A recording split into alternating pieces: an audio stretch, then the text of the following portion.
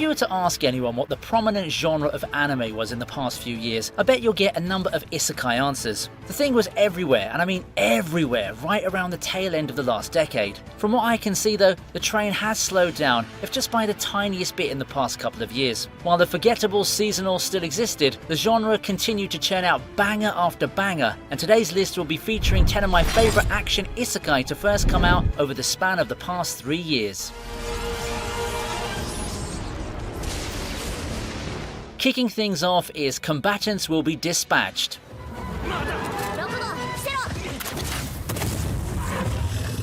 Quite a niche show to start everything off. Combatants Will Be Dispatched is a quirky isekai that is the other creation of the guy who brought us Konosuba, and his talent simply showed here that we once again got a goofball of a show that gave me the same vibes as his previous work, while also feeling a little bit different. Combatants Will Be Dispatched likewise revels in the comedy, the crazy goofiness of it all. There's lots of laughs to be had, and while an overarching plot of defeating a demon lord, this time as a leader of an evil corporation, does exist, we all know people came for the jokes. As expected of something from the Konosuba author, expect a lot of running gags, innuendos and misunderstandings fueling the comedy, plus a lot of wild reaction. It's certainly not the type of show you immediately recommend to someone not yet accustomed to this side of anime, but if it's the type who absolutely loves these kind of goofy shows that don't take themselves seriously, then give this one a try.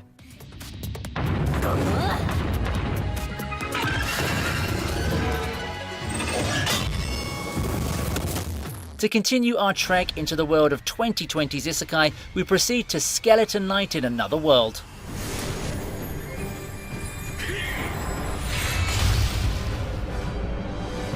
Skeleton Knight's an interesting case, at least from a very personal perspective. After all, it's a show that I didn't exactly put into my priority list when the season aired. Then I heard the cool opening and decided to roll with it. Kinda like how the main characters in this story does. Finding out that you've woken up in a game world, screw trying to escape and just roll with the new life you have. Skeleton Knight, if I were to rank it amongst the isekai from the past 3 years, is simply adequate. It has its moments, and I did enjoy following Ark's journey in this new world. There's some neat fights and characters that, while not exactly memorable, do add some spice to the show. Normally I'd call it an isekai that plays safe but still has a charm to it, making it a bit better than average. However, it does have some content which definitely doesn't make it too safe to recommend to people who are still trying to learn the ropes of watching anime, much like the previous title.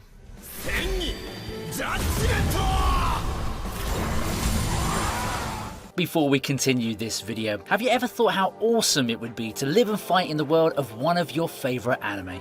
Well, look no further, because we're here to introduce to you Code Geass, Lelouch of the Rebellion Lost Stories. It's a live 2D video game that brings the world of Code Geass to you. Code Geass, Lelouch of the Rebellion Lost Stories perfectly captures the complex world of the original series. We all know what happened because we followed Lelouch every step of the way, but the game offers a fresh and completely different route on how the story of Code Geass is told. Instead of following Lelouch, we get to see the unique POV as the protagonist. However, we don't have only new characters, but we have the entire cast of the series along with their original voice actors as well, so you know the dub has the best quality. And it doesn't stop there either. The graphics and art follow the original Code Geass style, immersing you more into the series world. The gameplay mechanics made me think about every move I'll take, so it's perfect for people who love strategy games. And best of all, the 3D animated mechs and the combat effects were some of the most eye-catching I've seen in any given anime. Download Code Geass, Lelouch of the Rebellion Lost Stories now using my link, and you might even see the swimsuit version of the game in the future. Also, comment down below which is your favourite character in the game.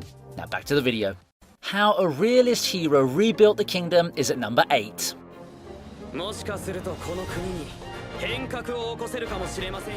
If there's one thing to give Realist Hero credit for, it's how it decides to be innovative for a change. It tries something different in that its premise revolves around a hero not going on an adventure to defeat some demon lord, but instead trying to solve a kingdom from its woes from within. Instead of an action RPG, think of something more like the strategy games or resource management games you've seen or heard of. It was a great idea even if the execution can leave more to be desired in some areas. I mean, it's a one-core adaptation of a light novel, so that's inevitable. Still, I like how the relationship and asset management aspects take the forefront. It's still got some action at its core, but the show really feels like a breath of fresh air from the typical isekai fare. In a way, it reminded me of Older Ramen in the Sky, another underrated show. Try this one out if you want to break from all those fantastic adventures or fast-paced fighting.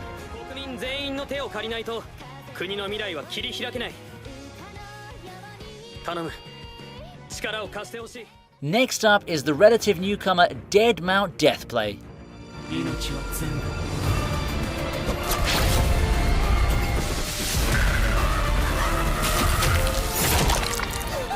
Something that just came out a few months ago. Dead Mount Deathplay has already shot its way to my favourite Isekai titles from the past 3 years. A reverse Isekai that revolves around the powerful necromancer corpse god and his new life in modern Tokyo, all while he tries to navigate and survive the underbelly of human society in his depowered state. Sounds pretty cool. That's doubly true if you're someone fond of Durarara, which the show strongly reminds me of, and like the former, Dead Mount Deathplay is a show that truly excels in world building. It's pretty obvious that the approach was to not focus as much on the straightforward overarching plot, but on the interconnected plot lines and how they tie to each other. Different doesn't always mean good if you're to ask me, but Dead Mount Deathplay does the whole interconnected plotlines thing in such an engaging way that I just can't help but praise it. It's got the dark backdrop that many people oh so adore, and it's filled to the brim with mysteries that you slowly pick up as you watch the show with extra attention. Next we have So I'm a Spider, So What?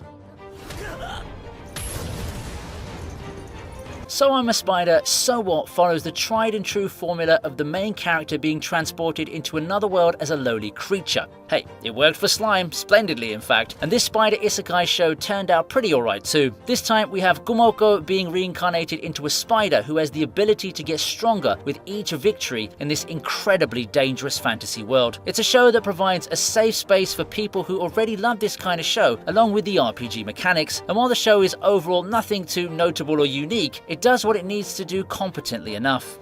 Now, to address the elephant in the room, the show is rendered with CG, and that might put some people off. I do think that it's not too bad even if things can get clunky at times. I still feel that the show has a lot of good points that allow it to shine in spite of the troubles it may face, pretty reminiscent of our plucky protagonist, I have to say.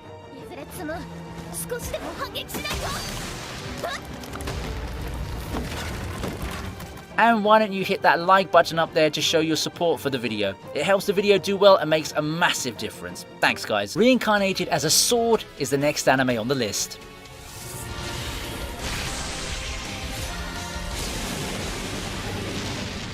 How about taking it a step further from being reincarnated as a spider? How about becoming a sentient sword, the very sword that may be the key to Catgirl Fran's fight for freedom and her rise to the top? Reincarnated as a Sword is one of the better isekai titles in the past few years in my opinion. It's not as much of a complete package or as standout as some of the other titles we'll be getting later on the list. It's easy for a show like this to get lost in the shuffle of the busy seasonal cycle with a plot that's not exactly unique or lacking the controversy to keep people talking. But hey, it works, and it works very well. Reincarnated as a Sword for me became one of the more enjoyable modern isekai thanks to its lovable characters. The chemistry is there between the two main characters, and the dynamic between them is engaging enough to carry the show for the most part. The plot and setting may seem pretty generic with a twist here or there, but this show proves that you don't exactly need to be unique to be enjoyable, and for a lot of anime watchers, that's more than enough.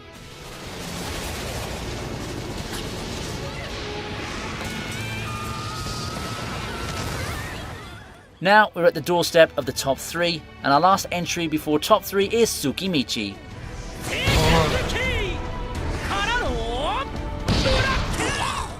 A prospective hero gets reincarnated into a fantasy world but quickly finds himself the object of scorn. Rejected by all of mankind, the powerful hero begins his journey to the top with a band of trustworthy allies from non-human races. The plucky teammates will be there to help the hero reach his desires and perhaps find a way to fix society in the process. Sounds familiar, eh? But what if we infuse it with an over-the-top parody aspect as well as some great world building and a bit of dark elements?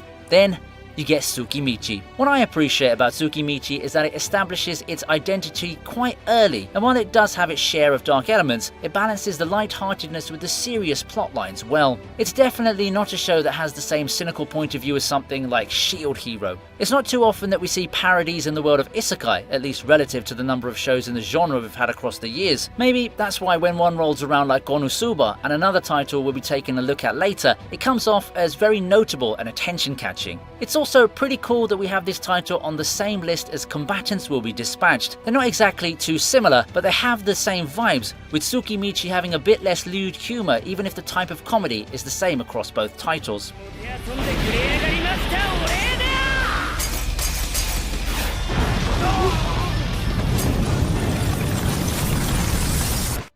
But it's time to temporarily leave the world of light-hearted parody because the rank 3 title is no laughing matter. It's World's Finest Assassin.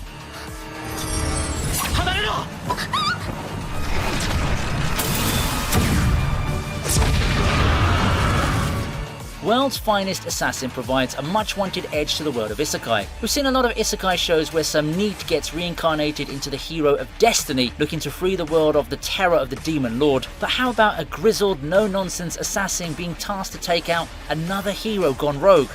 Now we're talking. While it has the more mature feel for an Isekai, it's still got the tropes to make veterans of the genre uncomfortable. You've still got the overpowered hero and the harem, but the approach in using these elements does feel more complete. There's a genuine bond between Lug and the girls, and I enjoyed how the show didn't just end up going the whole using people as tools path that we've come to expect out of a premise like this. With this being from the guy who gave us Redo of Healer, we can clearly see the creator's talent in writing material on both sides of the spectrum, as the two are simply night and day in terms of writing styles and atmosphere. I think that the main thing that holds World's Finest Assassin is that it's too short. 12 episodes isn't long enough for us to explore more of the world and the characters, especially the goddess character, who seems a lot more manipulative and cunning than we actually get the chance to see.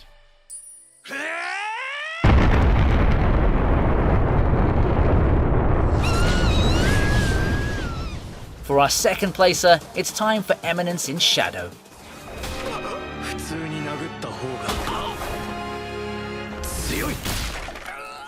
We've already featured a handful of parody isekai titles on the list, but none of them have come close to Eminence in Shadow in terms of popularity, and that's somewhat expected. The subverting expectations with the protagonist's goal plays a part in it, but I personally think more of the popularity comes from how loud and proud Eminence in Shadow is with what it's trying to do. After all, none of them do the parody aspect in such an apologetic manner quite like Eminence in Shadow does. And that has led to one of the more memorable and refreshing protagonists in Sid, who carries the traits of an overpowered hero but remains completely dense with his chuny antics and how cool he wants to be. We've seen a lot of unwilling, wavering protagonists or dark edgelord protagonists, but Sid in reality is neither of those, in spite of him wanting to show everyone he's the latter. The other characters all have their personal charms and quirks, and they all come together to form a very memorable group that's full of antics that are genuinely enjoyable to watch. There's the presence of actual drama and character moments in the show, but those elements remain subtle and meld pretty well into the more visible, more trending, audacious moments like the I Am Atomic scene. Overall, if you're looking for something that's unapologetically wild in the world of isekai parodies, Eminence in Shadow deserves your attention.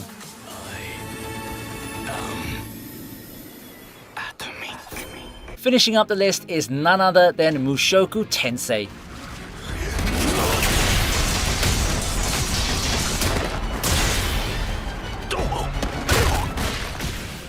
Mushoku Tensei is a pioneer of the genre in quite the literal sense. A lot of the elements that we see in isekai were largely influenced by this show, and man, this show does them really, really well. It helps that the production values for the title are top notch, and you can really feel the love and care the anime team had in making this anime. I mean, when you've got a studio dedicated to keep churning out season after season of one of the legends in the novel world, they better make sure they do a damn good job at it. Unfortunately, we also can't talk about Mushoku Tensei without mentioning some of its more questionable elements that made it a contender for the most controversial anime the past few years. It's definitely not a show for everyone, and it brazenly crosses lines other anime won't even dare to step close to. I personally don't have too strong of an opinion on things, but simply consider this a precaution on the sexual content in case you want to pick up this show. Getting past that, however, and what you've got is probably the most complete isekai title, with some great world building, memorable fights, character drama, and a long plot filled with growth and adventure. And the best thing about it, it looks like something that could be primed for a full adaptation, meaning we're likely to get to see the full story of Rudeus told in anime form.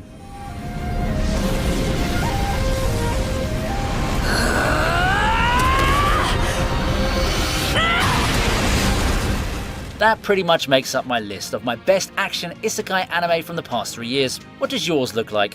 Make sure to give your favourites a shout out in the comments section and tell everyone about them. Thanks for watching, and I hope that I managed to either feature your favourite action isekai or got you something new to watch. Have a good day, and I'll see you next time.